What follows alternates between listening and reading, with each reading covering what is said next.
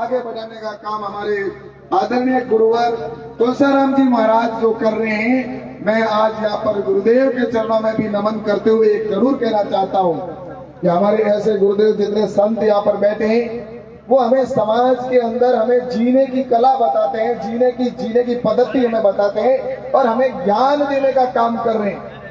और हमारे जीवन के अंदर सबसे पहला अगर कोई गुरु है तो वो हमारी माता होती है, जो हमें जन्म देती है, वो हमारी प्रथम गुरु है। और उसके बाद में ऐसे हमारे तुलसीराम जी महाराज जैसे हमारे संत हैं जो हमें मार्गदर्शन देते हैं और मार्ग पर चलने की राह बताते हैं। और ऐसे संत जो हमारे तुलसीराम जी महाराज, जिनका हम सब जानते हैं इस क्षेत्र के अंदर कि उनका आशीर्वाद ही उनका हमारे लिए बहुत बड़ी चीज होती है। और मैं आप सबसे कहना चाहता हूं कि यहाँ पर जितने भी हम बैठे हैं, आज हमारे संतों के अंदर भी जिस तरह धर्म और भारत के लिए जो एक आगे जिस तरह से ले जाने की सोच है, और उसी सोच को आगे बढ़ाने का काम आज देश के प्रधानमंत्री आदरणीय नरेंद्र मोदी जी कर रहे हैं। हम सब देख रहे हैं आज भारत के प्रधानमंत्री आदरणीय नरेंद्र मोदी जी, जिस तरह से हम पहले कभी कहते थे कि भारत विश्व गुरु बनेगा, भारत विश्व का नेतृत्व करेगा, या कभी हम सब जानते भारत के अंदर किसी प्रकार की कमी नहीं थी, भारत सोने की चिड़िया थी, विश्व गुरु था। लेकिन हमारे देश के अंदर ऐसे समय के अंदर आपने देखा होगा हमारी आपस की फूट का फायदा उठाया। हमारे अंदर जिस तरह से आपस की फूट थी, एक रियासत दूसरे रियासत को फूटी आंख देखना नहीं चाहते थे, या वो एक दूसरे को सहयोग नहीं करते थे, और उसका फायदा मुगलों ने हमारे देश के अंदर उठाया। मुगल आए और मुगलों ने एक रियासत के ऊपर हमला किया, दूसरी रियासत देखती रही, दूसरी पे किया तो तीसरी रियासत देखती रही, और अंत समय ऐसा आया सारे देश के ऊपर इन मुगलों ने शासन किया। और शासन करने के बाद उस समय जिस तरह की यहाँ के लोगों को यात्राएं दी, और वो यात्रा यहाँ तक नहीं थी कि उनके धन संपदा को लूटने का काम किया। यहाँ पर जिस तरह से घी दूध की नदियां बहती थी, हमारे एक एक मंदिर के अंदर, एक एक मठ के अंदर कितना धन हुआ करता था। जिस तरह से एक भारत आजाद हुआ और उन दीवानों ने, भारत माता के ऐसे हजारों लाखों दीवाने थे जिनके मन में था कि मेरे भारत माता को हमें आजादी दिलाना बहुत जरूरी है। आजादी के बाद इस देश के अंदर जो सपना उन लोगों ने सजोया था, वो सपना साकार होता इस देश में हमें दिख नहीं रहा था, क्योंकि देश की आजादी के बाद में जिन लोगों के हाथों में सत्ता रही, उन लोगों ने इस सत्ता का दुरुपयोग किया। और इस सत्ता के दुरुपयोग के साथ में जिस तरह से जम्मू कश्मीर का सबसे पहला हमारे सामने उदाहरण था कि जम्मू कश्मीर में धारा 370 लगाई, और उस धारा 370 को समाप्त करने की बाद आज हम कह सकते हैं कि जम्मू कश्मीर भारत का अभिन्न अंग है। बताना चाहूंगा कि हम बात तो करते थे कि जम्मू कश्मीर हमारा है, लेकिन धारा 370 लगी हुई थी, उस समय तक संपूर्ण रूप से हमारा हिंदुस्तान के अभिन्न अंग नहीं था। लेकिन मैं धन्यवाद देना चाहता हूं आदरणीय प्रधानमंत्री नरेंद्र मोदी जी को और अमित शाह जी को, उन्होंने धारा 370 को हमेशा के लिए हटा कर क्या ये इस तरह का सुनने को मिलता था। इसलिए मैं आपसे कहना चाहूंगा इस देश के अंदर धारा 370 से लेकर तुष्टीकरण की नीति के तहत इस देश के अंदर कई प्रकार के ऐसे काम हुए, लेकिन उसके बाद एक ऐसा देश का बेटा, ऐसा देश का लाल प्रधानमंत्री नरेंद्र मोदी जी के रूप में आप सबने आशीर्वाद दिया, और उसका परिणाम है कि आज देश के अंदर हम विकास भी तो देख रहे हैं, और विकास के साथ साथ आज भारत की प्रतिष्ठा जो आज यहाँ पर लिखा हुआ हम सब देख रहे हैं, उठो जागो और तब तक मत रुको।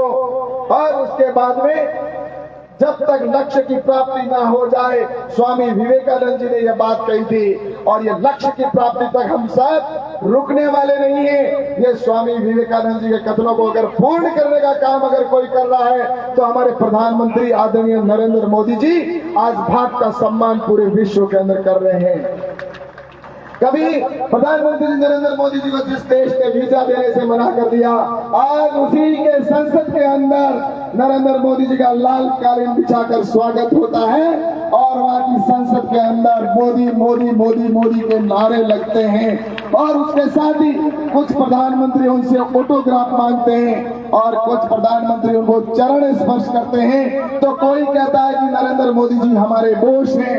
यही तो हम चाहते थे कि भारत की आज पूरी दुनिया में पहचान हो, आज भारत का नाम पूरे विश्व में हो और भारत के प्रधानमंत्री नरेंद्र मोदी जी को विश्व का प्रत्येक देश आज चाहने लगा है। आज नरेंद्र मोदी जी जो जबान से चीज निकालते हैं उसको विश्व मानने लगा है। मोदी जी ने पर्यावरण की बात की तो पूरे विश्व ने पर्यावरण की चिंता शुरू कर दी। प्रधानमंत्री नरेंद्र मोदी जी ने यूएनओ के अंदर कहा कि हमारे सामने सबसे बड़ी चुनौती आतंकवाद है, उस आतंकवाद के लिए सभी साथ चलने की आवश्यकता है। उसको लेकर जहां आतंकवाद का देश सपोर्ट किया करते थे कुछ, उन देशों ने पाकिस्तान जैसे देश का साथ देना छोड़ दिया और आतंकवाद के मुद्दे पर सारे देश नरेंद्र मोदी जी के साथ चलने को प्रारंभ हो गए। ऐसे ही योग की बात जब नरेंद्र मोदी जी ने की तो योग की बात की कि योग हमारे लिए स्वास्थ्य के जरूरी है, तो आज पूरी दुनिया के अंदर योग मनाया जाता है। पूरे देशों के अंदर सब साथ मिलकर योग किया करते हैं। और ऐसे ही हमारा बाजरा, मोदी जी ने कहा कि ये श्रीअन्न है, ये बाजरा नहीं, इसको सिर्फ आप धान या अनाज ना माने, ये अनाजों का राजा है श्रीअन्न, बाजरा, ज्वार, रागी जो हमारे यहाँ का उत्पादन है। आज बाजरा विश्व में सबसे ज्यादा हिंदुस्तान में होता है और हिंदुस्तान में ही सबसे ज्यादा राजस्थान में और राजस्थान में सबसे ज्यादा बाड़मेर जैसलमेर के अंदर होने वाला अनाज आज दुनिया के अंदर दूसरे देशों के अंदर भी अनाज चलने लगा है। लोग बाजरे और रागी, ज्वार की मांग करने लगे, आज उनके भाव बढ़ने लगे, किसानों के चेहरे खिलने लगे। तो ये प्रधानमंत्री नरेंद्र मोदी जी की बात को दुनिया मानने लगी है। इसलिए कहना चाहता हूँ कि अब देश के अंदर, दुनिया के अंदर नरेंद्र मोदी जी का जिस तरह से सम्मान हो रहा है, आज भारत के प्रधानमंत्री का सम्मान ये देश की 140 करोड़ जनता का सम्मान है। इतनी दुनिया के अंदर भारत का पूरा सम्मान हो रहा है, तो इसके पीछे है तो ये भारत माता है। आज मैं आप सबसे कहना चाहता हूँ कि हम जिए तो भारत के लिए, हम मरे तो भारत के लिए। और मैं तो ये भी कहना चाहता हूँ, अटल बिहारी वाजपेयी जी की उस पंक्ति को मैं याद करना चाहता हूँ कि भारत ये कोई भूमि का टुकड़ा नहीं है, भारत कोई भूमि का टुकड़ा नहीं है, ये जीता जागता एक राष्ट्र पुरुष है।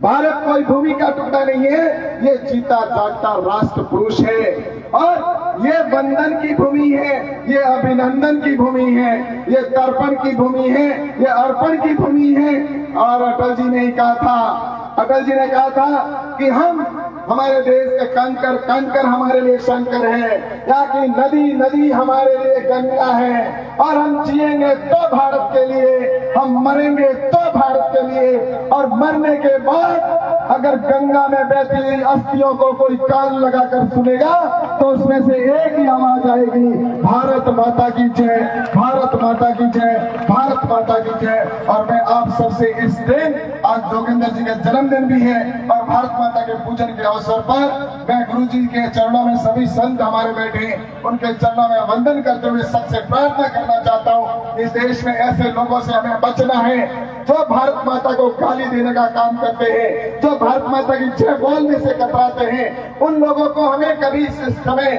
सुनने की आवश्यकता है कि कौन देश से गद्दारी कर रहा है हमारे देश के ऊपर। हम भारतीय इस बॉर्डर के ऊपर बैठे हैं और कुछ लोग विदेशों में जाकर कहते हैं, विदेश के अंदर जाकर कहते हैं कि भारत के अंदर लोकतंत्र समाप्त हो रहा है, भारत के अंदर लोकतंत्र समाप्त हो गया है। अरे लोकतंत्र एक इटली से आकर यहाँ का नेता बन जाता है और बांग्लादेश का आकर यहाँ पर मतदाता बन जाता है। और उसके बाद में आज इस देश में 2 बच्चों वाले तो टैक्स भरते हैं और 12 बच्चों वाले सब्सिडी खा रहे हैं, उसके बावजूद भी इनको यहाँ पर बोलने की और भारत माता को गाली भी दे देते हैं, फिर भी इस देश में जिंदा है।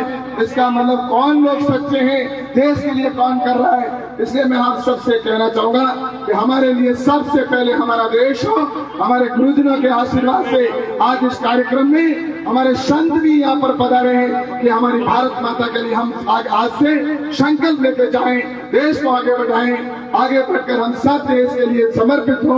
और मैं इस अवसर पर पुनः हमारे प्रिय भाई आदरणीय जोगेंद्र सिंह जी को बहुत बहुत धन्यवाद देना चाहता हूँ। ये कार्यक्रम आयोजन हुआ, ऐसे कार्यक्रम हर गांव के अंदर हो, हर जगह पर, हर जिले के अंदर सभी जगह कार्यक्रम आयोजन होंगे। तो ऐसे जो गद्दारी करने वाले जो लोग हैं वो अपने आप यहाँ से भाग जाएंगे, और नहीं भागे तो उनको भगा भगा के दौड़ा कर, उनको अगर पसंद नहीं हिंदुस्तान तो वो दूसरे देश में, जहाँ पाकिस्तान में जाना है वहां जाइए। जो सबसे भिखारी आज भीख मांगने के लिए जो मजबूर हो गया देश, उसके अंदर अगर जाना चाहते तो वहां पर जाइए। लेकिन हमारे देश के अंदर जो भारत माता की जय बोलेगा वही हमारा है, और जो भारत माता को गाली देने का काम करेगा उससे हमारा कोई नाता ना कोई मतलब है। इसलिए आज इस देश इस समय आप ये संकल्प लेकर आगे बढ़े। ऐसी बात कहकर मैं आज के कार्यक्रम की बहुत बहुत शुभकामना देते हुए और गुरु जी के सभी के चरणों में शरणों में नमन करते हुए अपनी बात को समाप्त करता हूँ। बहुत बहुत धन्यवाद। जय हिंद, जय भारत, बोलो भारत माता की, भारत माता की। धन्यवाद।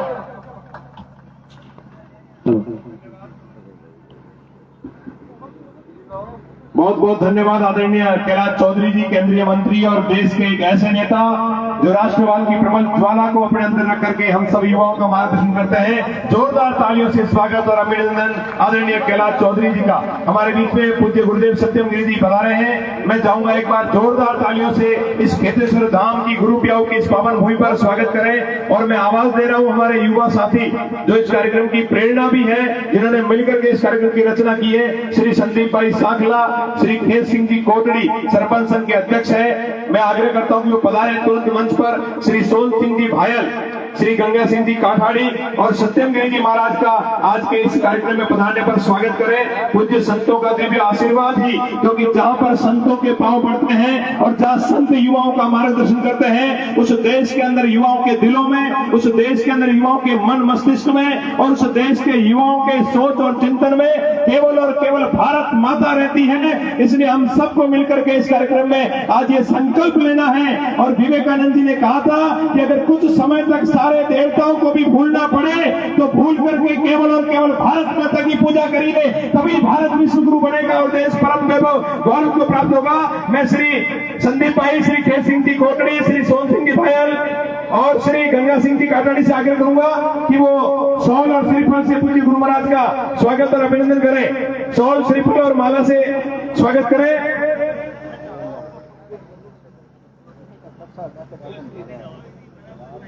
श्री सत्यम गिरी जी महाराज हमारे बीच में पधारे हैं।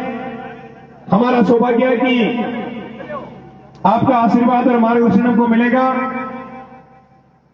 श्री सोन सिंह जी भायल, श्री गंगा सिंह जी काठाड़ी, संदीप भाई साकला और सरपंच संघ के अध्यक्ष युवा साथी इस कार्यक्रम में जिनका सहयोग रहा, श्री खेत सिंह जी कोटड़ी के द्वारा सत्यम गिरी जी का माला, श्रीफल और शॉल ओढ़ा करके स्वागत और अभिनंदन किया जा रहा है। सिलोर की इस धरती पर जोरदार तालियों से गुरुदेव का स्वागत और अभिनंदन।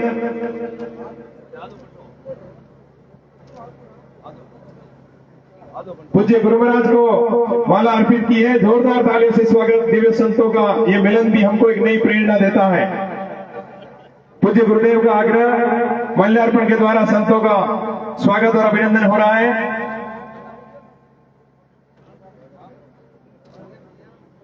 हम अभी भारत माता की आरती से इस कार्यक्रम का समापन करेंगे। हमारे बीच में सिणधरी से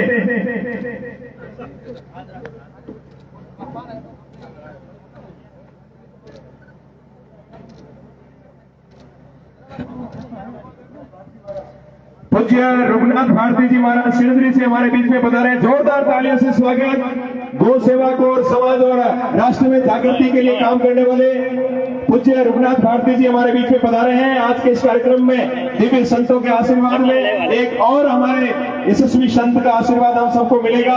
पूज्य रघुनाथ भारती जी का सिलोर के इस गुरु प्याऊ की पावन भूमि पर जोरदार तालियों से स्वागत अभिनंदन। पूज्य रघुनाथ भारती जी हमारे बीच में आज के इस कार्यक्रम में पधारे हैं, इनका स्वागत और अभिनंदन है। मैं पूज्य महाराज जी से आग्रह करूंगा कि वो मंच पर पधारे। और मैं बिना कोई समय गंवाए हमारे बीच में उपस्थित अरुण भाई सोनी, देवेंद्र बोराना जी से आग्रह करूंगा कि वो रघुनाथ भारती जी से आग्रह करूंगा मंच पर स्थान ग्रहण करावे। देवेंद्र भाई बोराना।